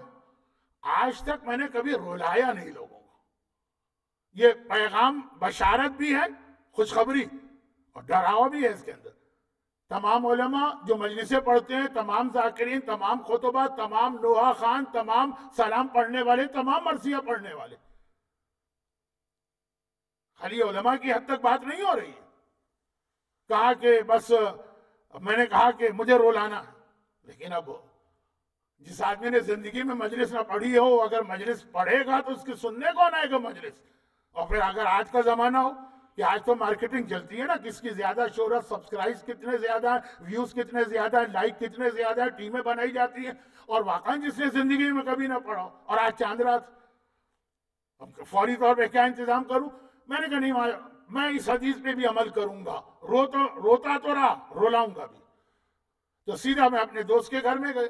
بہت سی چیزیں تو آج کے بچے بڑوں کی بھی سمجھ میں نہیں آئیں گی کہ پہلے کتاب کتنا مشکل کام تھا لینا. دوست کے گھر گیا اور جانے کے بعد کہا تمہارے پاس آغا حسین کے مصائب پہ کوئی کتاب ہے؟ کتابیں اتنے آسان نہیں تھی جیسے آج کل ہے کہ آپ دے رہے ہیں اور لوگ لینے کو تیار نہیں. اس نے کہا بس علامہ مجلسی کی جلاء العیون ہے، اس کا اردو ترجمہ بھی ہو چکا، مارکیٹ میں اویلیبل بھی ہے، انٹرنیٹ پر زیارت آن لائن بکس کے اوپر پوری PDF میں بھی ہے. بہرحال اچھی کتاب وہ لے کے میں آیا. گھر آیا اور تو کوئی نہیں تھا، بیوی کو بٹھایا، بچوں کو بٹھایا اور کہا کہ میں اس میں سے کربلا کے واقعات پڑھ رہا ہوں. یہ بھی بہت اہم چیز ہے، اپنی طرف سے بنا کے نہیں، جو کتاب میں علامہ مجلسی نے لکھا کتاب میں نے کھولی. مجتہد لیول کا آدمی ہے، یہ مرجع نہیں ہے، شاید مجتہد بھی نہ بنے ہوں، حجت الاسلام کے آخری سٹیج پر ہوں، لیکن کا کتاب وہاں سے مسائب پڑھے. میں بھی رویا، بیوی بھی روئی، بچے بھی روئے.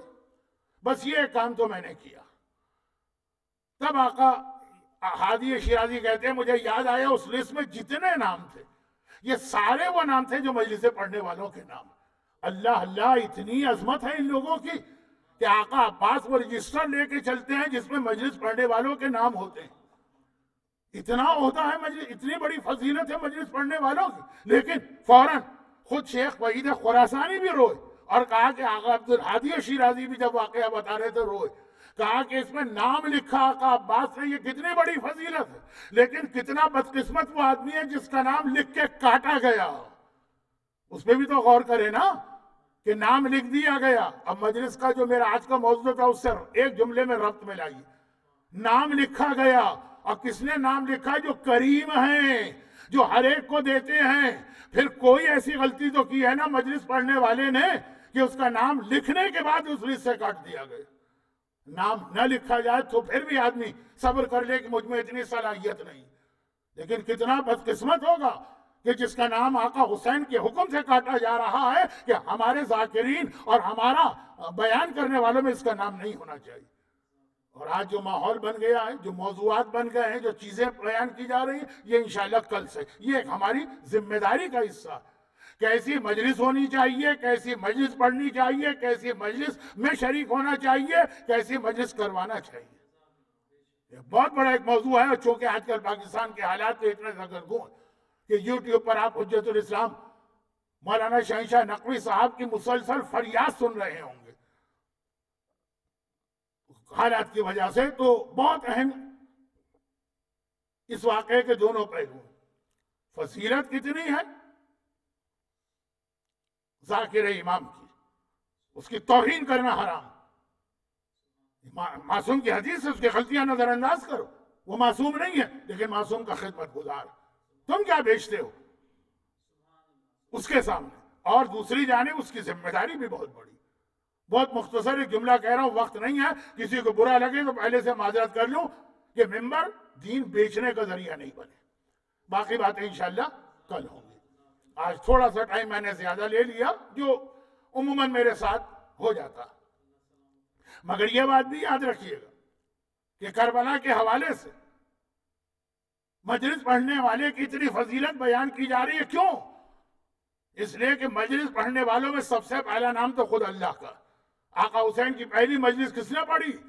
قال اللہ عز و جل، جب آسمان پر اللہ نے ملائکہ کو جمع کر کے مصائب حسین بیان کیے. اور ایک بار بیان نہیں ہوئے، جب آدم کے اوپر امتحان آیا اور آدم نے پوچھا کہ کربلا میں کیا ہوا، حسین کے مصائب آئے۔ جب نوح کی کشتی کربلا کے میدان میں ایک مرتبہ ڈگمگا گئی، اللہ نے بتایا کربلا میں کیا ہونے والا ہے۔ جب ابراہیم کے چوٹ لگی تو بتایا کیا ہو۔ جب اسماعیل گھوڑے سے گرے کربلا کے میدان میں، ہر سال یہ روایتیں آپ سنتے ہیں۔ جب حضرت موسیٰ کا پاؤں زخمی ہوا، یہ سارے واقعات ہیں نا۔ اور ہر بار ہر نبی نے ڈائریکٹ پوچھا اللہ سے، اس میدان کا نام کیا ہے؟ کربلا۔ یہ کیا امتحان ہم سے لیا گیا؟ کہ اس لیے کہ یہاں حسین پر یہ مصیبت گزرے گی۔ اور دوسرا ذاکر کربلا کے مصائب کا آقا خود پیغمبر اسلام، جو اپنے نواسے کے مصائب بیان کر رہے ہیں۔ اور تیسرا ذاکر جبرائیل ہے، جو ولادت حسین کے رات وہ سارے مصائب کو بیان کر رہا۔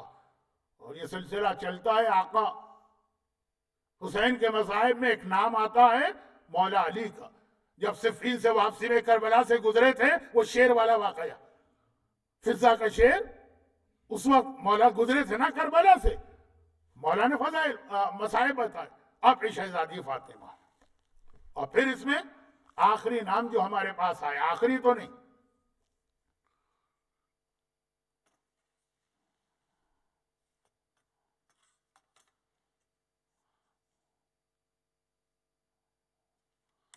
آخری تو نہیں، وہ تو قیامت تک چلے گا۔ بلکہ میں کہہ دوں کہ آخری نام کس کا آئے گا ہم کو ابھی سے پتا، امام زمانہ کا آئے گا۔ جی مصائب پڑھیں گے، لیکن خاص جب کربلا کا وقت بہت قریب آ گیا تو مصائب کربلا پڑھنے والا کون ہے؟ خود میرا آقا حسین ہے۔ میں وہ روایت آپ کو یاد دلا رہا ہوں جو چاند رات کی روایت، یعنی چاند رات کی مجلس میں پڑھی جاتی ہے۔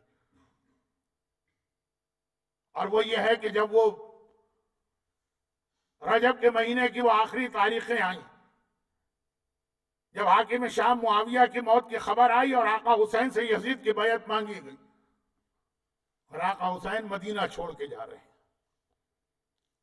ایک مرتبہ قافلہ تیار کیا جا رہا، اور عجیب شان کا یہ قافلہ تیار ہو رہا، اور کیوں نہ ہو، رسول کا گھرانہ جا رہا، علی اور فاطمہ کی بیٹیاں جا رہی، حسین کے اہل حرم جا رہے ہیں۔ اور خالی یہی نہیں، انتظامات کی نگرانی کرنے والا کائنات کا سب سے بڑا غیرت مند عباس علمدار موجود، بہنوں اور ماؤں کے پردے کا خیال کرنے والا 18 سال کا وہ شیر نر علی اکبر موجود ہے۔ ایک عجیب شان کے ساتھ قافلہ تیار ہو رہا ہے، اور حسین ایک مرتبہ بیت الشرف میں آئے تاکہ خاندان کے بزرگوں کو الوداع کہیں۔ بہت ضعیف ہو چکی ہیں حسین کی سگی پھوپھی ام ہانی، لیکن جیسے ہی آقا حسین کو دیکھا کہ حسین نے سفر کا لباس پہنا، گھبرا کے کہا بیٹا حسین کیا کہیں سفر کا ارادہ؟ حسین نے سر جھکا کے کہا کہ ہاں پھوپھی، میں مدینے سے ایک دور دراز کے سفر پہ جا رہا ہوں۔ ام ہانی نے تڑپ کے کہا بیٹا ان تاریخوں میں مت جاؤ، کیونکہ میں 3 دن سے جنوں کے رونے کی آواز سن رہی ہوں۔ جنوں میں بھی ہے مصائب حسین پڑھنے والا جو پڑھ پڑھ کے جنوں کو رولا رہا۔ آقا نے سر جھکا کے کہا لیکن پھوپھی اماں میرا جانا ضروری۔ کہا کہ نہیں نہیں، یہ ویسی ہی آواز ہے جیسی میں نے اس دن سنی جب تیرا نانا اس دنیا سے گیا، اور یہ وہی رونے کی آواز ہے جو میں نے اس دن سنی جس دن تیری ماں فاطمہ زہرا اس دنیا سے رخصت ہوئی تھی۔ یہ وہی آواز تو ہے جو میں نے اس دن سنی جس دن تیرے بابا کے سر پہ ضربت لگی تھی۔ بیٹا جب حسن اس دنیا سے گیا تب بھی یہ آواز، تو اس وقت نہ جا۔ کہا نانی مگر کیا کروں، خود نانا سے ایک وعدہ کیا ہے اسے پورا کرنا۔ بس یہ مومن یہاں خاموش، پتہ چل گیا حکم رسول ہے، خاموش۔ نانی ایک بار پھوپھی کو الوداع کہہ کے آخر میں ام سلمہ سے ملنے آئی۔ ام سلمہ کو ایک امانت دینا اپنی بیٹی سغرا، سب سے آخر میں آئے، ام سلمہ کی نگاہ پڑی، ایک مرتبہ تڑپ کے کہا بیٹا یہ سفر کا لباس کہاں کا ارادہ؟ یہ سوال ام ہانی نے نہیں کیا تھا، انہوں نے تو کہا تھا کوئی بھی سفر نہ کر۔ ام سلمہ نے کہاں کا ارادہ؟ کہا نانی میں عراق کی جانب جا رہا ہوں۔ بس ایک بار تڑپ گئی ام سلمہ، پیغمبر کی بیوہ ہیں، خدیجہ طاہرہ کے بعد افضل ترین بیوی ہیں، فاطمہ زہرا کو ماں کی طرح پالنے والی ہیں۔ ایک مرتبہ تڑپ کے کہا بیٹا کہیں بھی چلے جا عراق نہ جانا، کیونکہ میں نے تیرے نانا سے سنا تھا کہ جب میرا حسین عراق کا ارادہ کرے تو اس طرح اسے رخصت کرنا جیسے مرنے والوں کو رخصت کیا جاتا۔ آقا حسین نے سر جھکایا اور کہا کہ نانی آپ نے تو خالی عراق کا نام سنا تھا نا نانا سے، کہیے تو میں آپ کو دکھا بھی دوں وہ عراق کی زمین۔ ام سلمہ طلب کے کہتی ہیں بیٹا ذرا جلدی سے مجھے وہ زمین دکھا جہاں تو جا رہا۔ حسین نے ایک مرتبہ اپنا ہاتھ ام سلمہ کی آنکھوں پہ رکھا اور ام سلمہ نے دیکھا کہ منظر بدل گیا، مدینہ غائب ہو گیا، زمینیں سامنے سے ہٹی، آخر میں ایک صحرا آ گیا ہے، ایک ایسا صحرا جہاں جلتی ریتی ہے، جہاں جلتا سورج ہے۔ اس صحرا میں ایک بہت بڑا لشکر ایک طرف نظر آ رہا اور دوسری جانب کچھ خیمے لگے ہوئے ہیں اور زمین پہ کچھ لاشیں پڑے ہوئے ہیں۔ ام سلمہ کی نگاہ وہ خون بہتے ہوئے لاشوں پہ پڑی، ایک بار ایک لاشے پہ نگاہ پڑتی ہے، تڑپ کے کہتی ہے لے بیٹا یہ کس کا لاشا ہے جس کا سارا بدن الگ الگ ٹکڑوں کی شکل میں نظر آ رہا۔ وہ ایک حسین سر جھکا کے کہتے ہیں نانی یہ میرے بھائی حسن کا گل بدن 13 سال کا قاسم ہے جو میدان کربلا میں گھوڑوں کی ٹاپوں تلے پامال ہوگا۔ ام سلمہ ابھی چیخ کر رونا چاہتی ہیں کہ ایک مرتبہ نگاہ اس سے بھی زیادہ دردناک منظر پر پڑی، کہا بیٹا اور یہ کون نوجوان ہے جو زمین پہ گرا ایڑیاں رگڑ رہا ہے اور اس کا ایک ہاتھ اس کے سینے پر ہے، کلیجے سے برچی کا ٹوٹا ہوا پھل تو مجھے یہاں سے نظر آ رہا۔ ایک بار حسین سر جھکا کے کہتے ہیں نانی یہ آپ کے حسین کا وہی اکبر ہے جسے آپ نے گودیوں میں پالا ہے، ہائے میرا چاند سا اکبر۔ اور ایک بار ام سلمہ اور رونا چاہتی ہیں مگر اس سے بھی زیادہ دردناک منظر نظر آیا۔ کیا دیکھا؟ ایک ٹیلا ہے، اس ٹیلے پہ کوئی بوڑھا شخص کھڑا ہے جس کا چہرہ صاف نظر نہیں آ رہا۔ کیوں؟ کیونکہ اس کے پورے چہرے پہ خون لگا ہوا ہے اور اس کے ہاتھوں میں ایک چھوٹا سا لاشا ہے جس لاشے کے گلے میں تیر پیوست ہے۔ تڑپ کے کہا بیٹا اور یہ کون بوڑھا ہے اور یہ ظلم کس نے کیا؟ اتنا ننھا سا لاشا۔ ایک مرتبہ سر جھکا کے کہا نانی اور یہ آپ کا حسین ہے جو اپنے اکبر کو پانی پلانے آئے، اصغر کو پانی پلانے آیا، پانی تو نہ ملا، 3 بھال کا تیر کھانا پڑا۔ ابھی ام سلمہ فریاد کرنا چاہتی ہے کہ ایک آخری منظر دیکھا۔ کیا دیکھا؟